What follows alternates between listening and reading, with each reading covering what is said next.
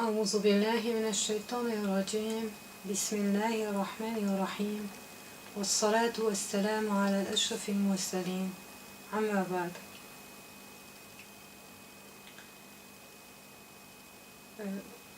Nous parlerons Inch'Allah de Surat Sa'ad et donc à partir de verset 49 jusqu'au verset 54. أعوذ بالله من الشيطان الرجيم هذا ذكر وإن للمتقين لحسن مآب جنات عدن مفتحة لهم الأبواب متكئين فيها يدعون فيها بفاكهة كثيرة وشراب وعندهم قاصرات طرف أتراب هذا ما توعدون ليوم الحساب. Cela est un rappel. C'est aux pieux qu'appartiennent en vérité la meilleure retraite. Les jardins d'Éden aux portes ouvertes pour eux, où accoudés ils demanderont les fruits abondants et les boissons. Et auprès d'eux seront les belles au regard chaste, toutes de même âge. Voilà ce qui vous est promis pour le jour de compte. Ce sera notre attribution inépuisable.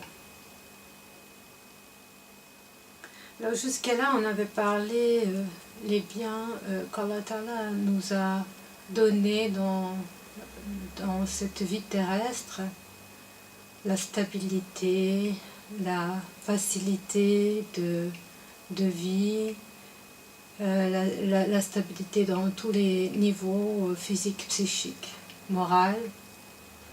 Et si on est croyant, déjà on connaît le bonheur dans cette vie terrestre.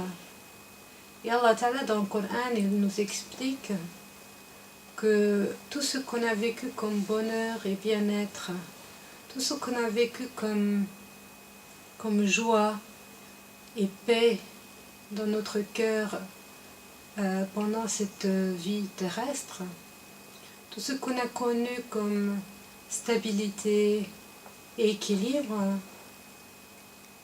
si on avait choisi donc ce chemin-là, le chemin de l'harmonie, le chemin de suivre les lois du Créateur, le Roi suprême, on va le rencontrer le jour du jugement.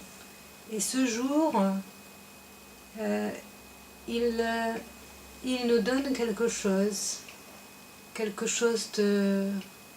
d'inespérable, quelque chose de très grand, quelque chose qui est le résultat de cette recherche d'harmonie, qui est le résultat de cette recherche de sa satisfaction, le résultat de la stabilité, la chose que l'être humain finalement au fond de lui a toujours cherché, un demeure pour toujours. Alors Allah Ta'ala il commence en disant Hada dhikr, c'est un rappel. Le Coran il n'est pas là pour nous mettre des contraintes, il est là pour nous rappeler que on ne peut pas compter le bien qu'Allah Ta'ala nous donne ici, et en plus il nous rappelle que après notre mort on peut espérer encore meilleur. وَإِنَّ لِلْمُتَّقِينَ لَحُسْنَ مَآبٍ.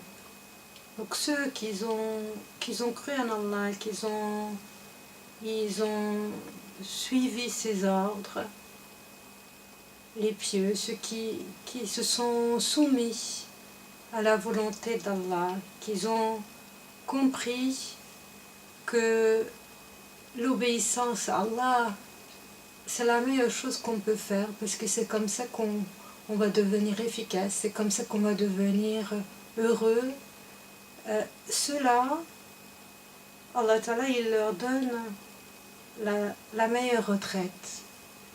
Le croyant, il espère la retraite, mais la retraite de croyant, c'est pour l'éternité. La retraite de croyant, ce n'est pas une retraite de vieux, malade, où on a une certaine somme d'argent, on n'a pas à travailler après, on n'a plus d'efforts à faire. Qu'est-ce que c'est la retraite? La retraite, voilà, j'ai travaillé toute ma vie. À la fin de ma vie, puisque je suis devenue vieux, on me donne de l'argent pour vivre, je n'ai plus d'efforts à faire. Je vis comme quelqu'un qui a mis de côté. Alors Allah Ta'ala ici, il nous montre que oui, toute notre vie en réalité, c'est de faire un épargne, de mettre des bonnes œuvres à côté. C'est de cotiser, toute notre vie, c'est de cotiser dans une caisse de retraite, pour une retraite éternelle.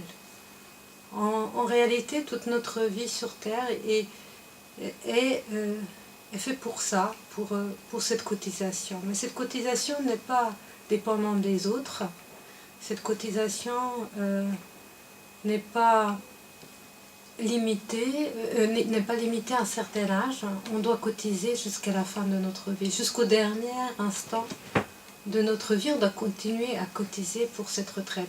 Et cette retraite n'est pas donnée pour terminer nos jours, mais pour commencer une nouvelle vie éternelle.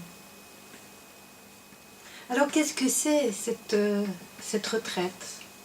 N'est-ce pas quand on travaille, on va cotiser, on va avoir des points, on va dire, voilà, quand je vais arriver à 65 ans, à 70 ans, à 60 et quelques années, ça dépend des pays où on va cotiser, et ben, on va, avec ces points-là, je peux espérer une telle somme de retraite. Alors, Allah Ta'ala, il nous rappelle dans le Coran qu'on va pouvoir aussi compter les points et il nous explique quelle est la somme qu'on peut obtenir en cotisant. Alors cette somme-là, il est irréel par rapport au travail qu'on fait. Et la cotisation qu'on fait pour une retraite éternelle, ce n'est pas calculable selon l'être humain. Alors, qu'est-ce qu'il y a dans cet endroit, ou dans cet endroit qu'Allah Ta'ala avait promis pour ceux qui ont bien cotisé? Alors, Jannat et Adn, c'est des jardins extraordinaires. Ils ont, pour ces personnes, toutes les portes de ce jardin sont ouvertes. Ils peuvent entrer par n'importe quelle porte. C'est un jardin ouvert. Il n'y a pas d'obstacle. Tout est permis. Il n'y a pas de quelque chose qui soit interdit. C'est la première fois que l'être humain rencontre un endroit où il peut toucher à tout, où il n'y a pas d'exception, où tout est bon. C'est un endroit où n'existe pas le mal. C'est un endroit où il n'existe que le bien. Puisque toute notre vie, on avait recherché à sélectionner entre le bien et le mal, alors on a essayé de toujours retenir le bien. Alors, après notre mort, Allah Ta'ala nous promet que ce qu'on a sélectionné, ce qu'on a recherché toujours à sélectionner, c'est ça, c'est ce qu'on va avoir. Il y a deux endroits qu'Allah Ta'ala réserve après la mort. Une autre façon de vivre, c'est le bien absolu et le mal absolu. Il n'y a plus de mélange entre les deux, comme on avait sur cette terre, qu'il y a le bien qui est toujours plus fort, mais il y a la possibilité du mal. Le mal existe, il est mélangé un peu avec le bien, et tout notre travail, toute l'épreuve à faire sur cette terre, c'est d'essayer de sélectionner et toujours rester dans le bien, et tout en délaissant le mal. La retraite, c'est qu'on n'a plus cet effort à faire, on n'a plus de rechercher la sélection entre le bien et le mal, parce que le moment qu'on arrive à ces jardins-là, il n'y a plus du mal, il n'y a que du bien, le bien absolu. Alors, c'est ouvert, il n'y a plus de blocage, et tout est à notre disposition. Alors, ils sont accoudés, ils sont assis dedans. فيها يدعون متكئين فيها يدعون فيها بفاكهة كثيرة وشراب. Ils sont assis et ils se font servir, ils demandent des fruits. Il y a des fruits en abondance et des boissons de toutes sortes. Quand on fait des voyages de rêve, on va toujours dans un endroit qui est paradisiaque, comme on dit. Il y a le soleil, que c'est toujours beau, qu'il fait toujours beau, qu'il fait chaud mais agréable. Et on se fait servir. C'est un peu ça l'image de l'être humain, hein, pour chercher le bonheur, pour chercher l'endroit idéal. Mais cet endroit idéal n'existe pas sur Terre, puisque sur Terre il y a un mélange toujours entre le bien et le mal. Donc quand on va faire un voyage de rêve pour aller dans un endroit paradisiaque, on va toujours retourner déçu, puisque le paradis on ne peut pas trouver sur Terre, même si le miracle d'Allah il existe sur Terre, et que même si l'endroit est extraordinairement beau et agréable, il y aura toujours dedans un mélange entre le bien et le mal. Donc la chose qu'on désirait, de trouver le bien absolu, on ne l'a pas. Donc on retournera de ce voyage avec un sentiment d'insatisfaction. Mais le paradis c'est différent. C'est un endroit où ce qu'on avait espéré, on l'a, on se fait servir. Les fruits ne sont pas là pour un saison, pour un moment où après il n'y a plus. Hein, que ce moment-là que je peux manger tel fruit. Non, il y a toujours tout. Il n'y a pas de limite. C'est encore l'autre espoir de l'être humain. Il aime qu'il a toujours à sa disposition tout. Et là, il y a tout. Et Allah Ta'ala rappelle les fruits, on en avait parlé dans les séances précédentes, à tel point les fruits, c'est le symbole du bien absolu. Alors, les fruits ici symbolisent ces aliments qui est que du bien dedans. Allah Ta'ala ne parle pas de l'oignon ou de l'ail, ou bien des lentilles qui se trouvent dans le paradis. Il parle des fruits. Pourquoi des fruits? Parce que les fruits, c'est le délice. Le fruit, c'est le goût, le parfum attirant, les couleurs attirantes. Et puis il y a ce bien qu'il apporte à notre corps. Alors que les fruits du paradis ne sont pas comparables aux fruits sur terre. Donc c'est le summum du bien. Donc les gens, ils vont désirer ces meilleurs nutriments, les meilleurs aliments qui ils leur apportent cet être. Ils vont devenir des êtres merveilleux parce qu'ils sont nourris par des aliments merveilleux. Alors il y a des gens qui vont dire bon, moi j'aime pas les fruits, ou j'aime pas certains fruits. Alors voilà, premièrement, les fruits de paradis n'ont rien à voir avec les fruits sur terre. Et puis, deuxièmement, comme ils sont en abondance, même si certains tu n'aimes pas, qui n'existent pas au paradis, parce que tout est merveilleux, et ben, tu auras toujours le choix entre un autre et un autre. Hein. Tu as tout en abondance à ta disposition.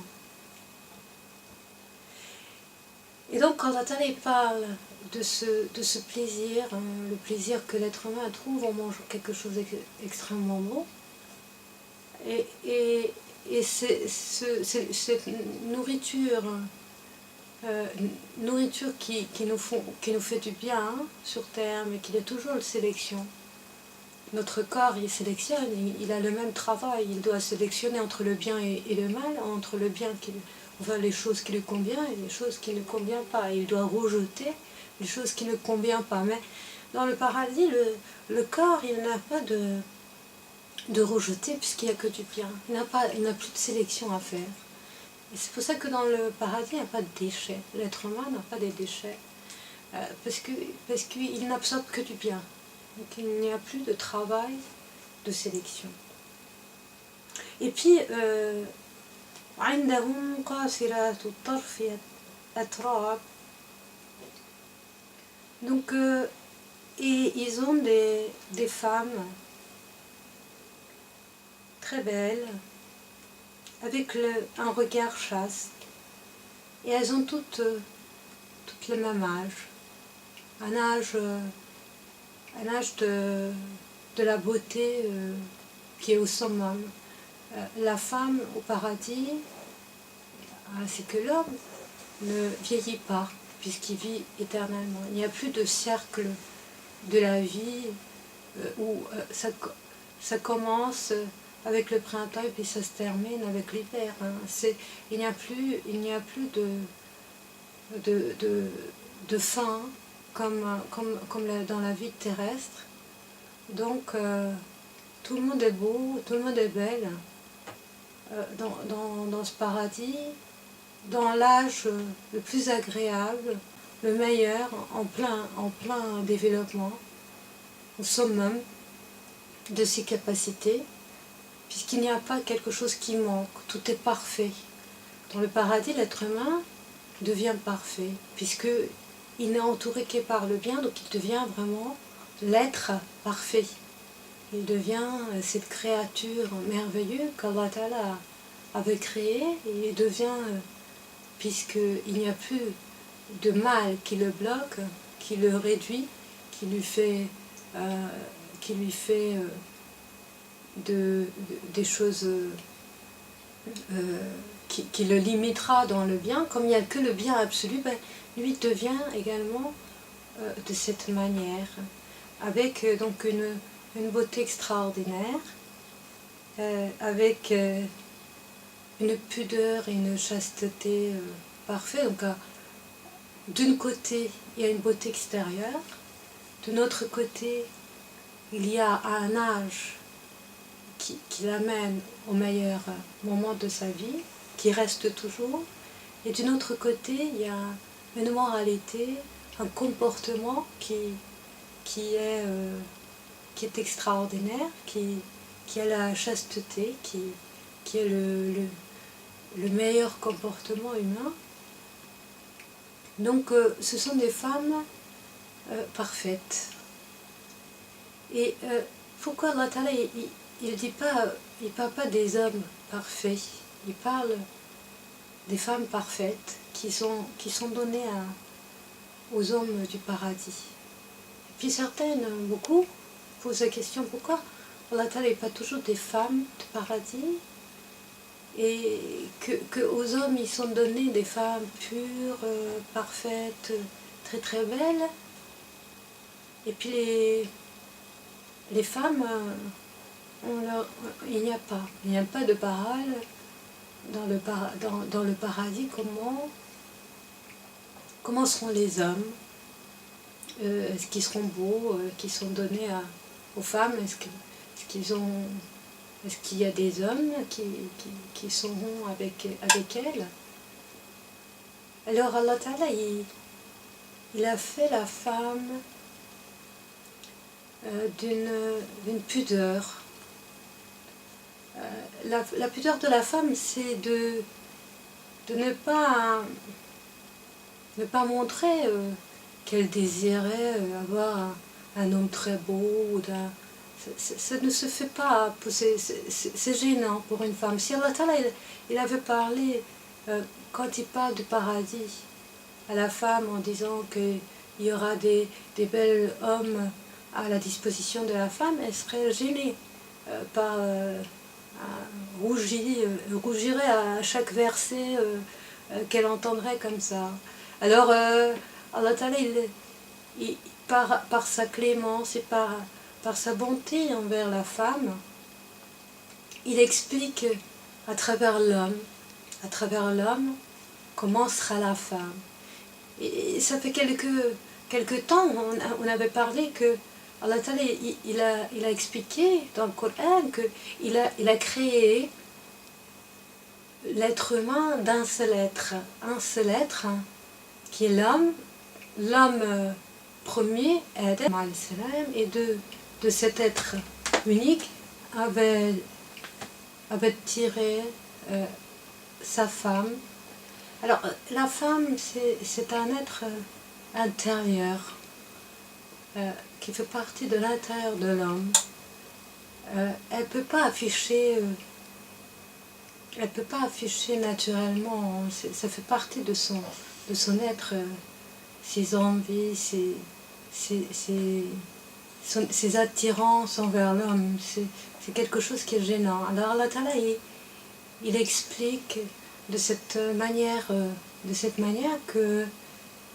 qu'il faut imaginer que dans le paradis, comme le mal n'existe pas, il n'existe pas de jalousie, il n'existe pas dispute, il n'existe pas des mauvaises ententes, mais la femme, elle est parfaite, elle a le comportement, la parole, l'être elle-même, la beauté, tout est parfait.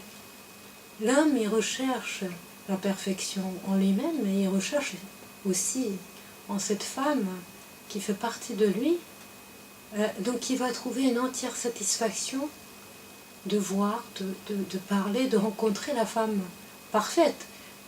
L'homme, il désirait toujours, depuis que l'être humain existe, de rencontrer la femme parfaite, de vivre avec la femme la plus belle, la plus parfaite, la meilleure, qui reste toujours belle. C'est le désir de l'homme. Et la femme, elle désire quoi? Elle désire que cet homme il soit satisfait, qu'il soit gentil, qu'il soit bon envers elle. Et bien il y a tous ces bien-être que la femme elle va recevoir, et l'homme qui va recevoir, il n'y a que de la perfection, il n'y a pas de mauvaise parole, il n'y a pas de mauvaise entente. Elle se sent complètement intégrée dans son rôle de femme, lui il se sent complètement à 100% intégré dans son rôle d'homme. Ils sont complètement ils sont complémentaires tous les deux, et vivent dans le bonheur absolu ensemble. Mais Allah Ta'ala, il connaît parfaitement l'intérieur de chacun de nous. Il sait que l'homme, il va afficher ouvertement son désir d'avoir une femme très belle, chaste, etc. Et que la femme, elle ne peut pas afficher son désir de rencontrer l'homme parfait. C'est quelque chose d'intérieur. Alors Allah Ta'ala, il répond à la femme la plupart du temps dans le Coran d'une manière sous-entendue. Elle fait entrer dans le groupe des hommes, enfin des êtres humains. Comme ça, elle peut comprendre à travers le sous-entendu, puisqu'elle est comme ça. Donc il ne faut pas imaginer que, comme il y a certaines qui imaginent que dans le paradis, les femmes elles sont délaissées, et puis les hommes ils auront tout leur plaisir. Non, il ne s'agit pas de déséquilibre. On doit comprendre que le paradis, c'est la perfection, c'est l'équilibre parfait, c'est le miséricorde et le bonheur parfait. Donc on ne peut pas avoir une image sur le paradis d'imperfection ou d'insatisfaction. Ça n'existe pas dans le paradis. Il n'y a rien de négatif qui peut exister dans le paradis. Et c'est ça qu'on vous a promis pour le jour des comptes, le jour de jugement. Donc ceux qui ont suivi les ordres d'Allah, ceux qui ils ont aimé et obéi à Allah par leur propre volonté, qu'ils ont désiré l'harmonie et l'équilibre, qu'ils ont reconnu que la meilleure chose qu'on peut faire sur terre, c'est de satisfaire le Seigneur, parce que c'est un Seigneur juste, parce qu'il veut que du bien pour nous, et que le fait de le satisfaire, c'est une satisfaction déjà en lui-même. Alors ces gens-là, le jour des comptes, ils vont pouvoir avoir cette retraite, ce bonheur, cette chose extraordinaire. Ils vont retrouver enfin tout le repos, la paix. Parce qu'avant, on est toujours inquiet, est-ce qu'on a vraiment réussi ou pas? Ce jour-là, c'est l'apaisement absolu, puisque ça y est, le jour où on entre dans le paradis, on n'aura plus à réfléchir et après, c'est fini. Ça y est, on est dans le demeure final, dans le bonheur pour toujours. Et Allah Ta'ala termine par le verset 54 en disant Inna hadha la rizquna ma lahu min nafad. Ça, c'est notre récompense, notre attribution qu'on vous a promis, ça y est. Allah Ta'ala, il tient toujours sa promesse. S'il avait promis ça, c'est parce que c'est vrai. S'il avait promis le paradis et qu'il nous a dit dans le Coran, on peut être convaincu que ça c'est sûr. Et donc, c'est une attribution de la part d'Allah Ta'ala qui est inépuisable. Il n'y a pas de limite dedans. Le bien n'a plus de limite. On rejoint cette image qui est devant nous, l'image d'Allah Ta'ala qui est l'infini, qui est le bien continu, le bien qui ne s'arrête pas, le bien qui ne finit jamais. Et Allah Ta'ala donc il promet que c'est ce qu'il donne et que ça n'a pas de fin, ça ne se termine pas. Alors l'être humain, il va espérer ce paradis, il veut dire oui je le désire, et puis il va vivre son quotidien et il va oublier, parfois il va se faire des soucis pour son lendemain sur terre. Et puis après il se rappelle de nouveau et l'image de ce paradis va encore devenir une réalité, une vérité devant lui. Et puis certaines personnes, par contre, ils vont tellement vivre cette image du paradis qu'ils n'ont même plus envie de vivre sur terre en disant j'aimerais bien le finir le plus vite possible parce que ce paradis, il est tellement attirant. Et ben, en fait, on doit vivre ici, on doit travailler, on va continuer à sélectionner entre le bien et le mal jusqu'à ce que Allah Ta'ala nous a écrit. Mais tout être a besoin d'objectifs, tout être a besoin de but. Alors Allah Ta'ala, il nous parle de paradis pour qu'il soit devant nous comme un but, un but de travail. Chacun de nous cherche, quand il fait un travail, à avoir un objectif. Je vais étudier, donc je vais passer des examens, donc je vais obtenir un diplôme. J'ai devant moi l'espoir d'obtenir un diplôme. Je travaille, j'ai l'espoir de monter dans les grades, arriver en carrière. Il est toujours nécessaire à l'être humain, que devant l'être humain qu'il y ait un objectif de réussite. C'est vers ça qu'il peut aller. S'il n'a pas d'objectif concret, il ne pourra pas aller. Donc il est important que l'objectif devant l'être humain, un objectif concret qui est le paradis, avec ses fruits, avec ses beautés, avec son existence absolue et infinie, soit devant nous comme comme quelque chose de réalisable, quelque chose possible d'y arriver, mais il faut travailler. Et là, on a envie de travailler. Là on dit oui, pour ça, ça vaut la peine hein, de faire tous les efforts. Et là, on est prêt. L'image de paradis nous encourage encore plus de travailler, continuer sur cette terre. Alors, il faut toujours se rappeler, et c'est pour ça que le Coran, ça se répète tout le temps, l'image du paradis, pour qu'on se rappelle continuellement notre objectif. Il faut toujours formuler notre envie d'arriver à notre objectif. Comme ça, on ne se perd pas dans les détails de la vie, dans la vie quotidienne, mais on tourne toujours et continuellement vers l'objectif final. بارك الله فيكم سبحان ربك رب العزة عما يصفون وسلام على المرسلين والحمد لله رب العالمين.